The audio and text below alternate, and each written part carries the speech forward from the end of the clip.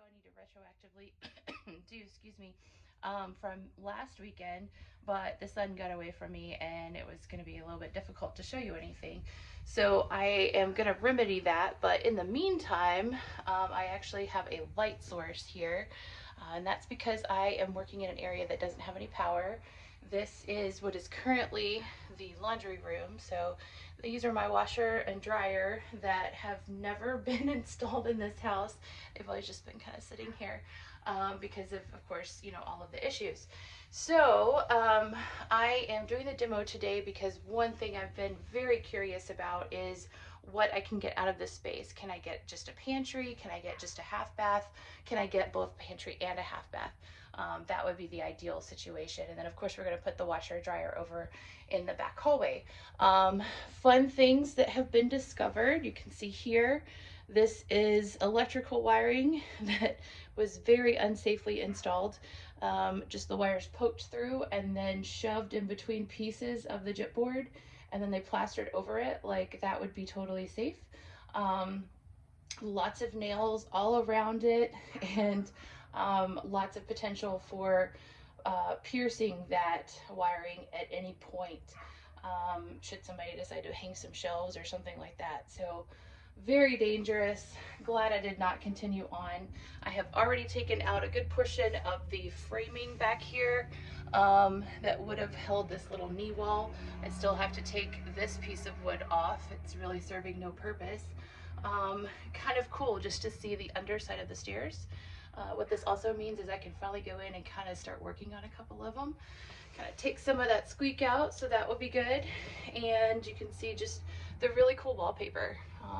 Probably from the 1920s would be my guess. It is laid over a gauze material, and then it is actually shellacked, so it has kind of a shiny surface that kind of made it a little bit more resistant, which is pretty cool. Some of the woodwork still remains. I still have not taken off the ceiling, so that will have to be for another day because I am out of bags and I'm also out of time. And then the other interesting thing is all of this space. This is why I had to do the demo, that I would like to reclaim. I just have to figure out what the heck is going on. So I'm going to walk you through what I have figured out so far. We had this opening. You can actually see the ghosting there of where the original stain trim was installed over the opening. And then this little bump out. I think this is probably a location where when the house was originally built, this was an exterior wall and there was I guess a framed wall and then screen porch or just wraparound porch on the other side, because of course this is the north side, so it'd be nice and cool. It'd be a neat place to hang out and walk around. What they've done on the other side, and this explains exactly why I couldn't get it off, is they've got a piece of very thin Luan like plywood, and they've stained that, all of that, but it is backed up by just an incredible amount of 2x4s. Um, so that takes up even further space. And then they actually had put some shelving up in there. You can hear one of the kitties. They are very interested in this space. Then back in here, we've got even more dead space. In architecture, we would call that dead cat space. That's where, you know, cats at the end of their life go find some random corner that you really can't put anything else in. The pipe that is going up, I would assume, is a vent for the washing machine that would have been behind me most recently. Not the best choice. This entire area had no insulation on the north wall, but had 50% insulation here. So from about waist high down, had insulation.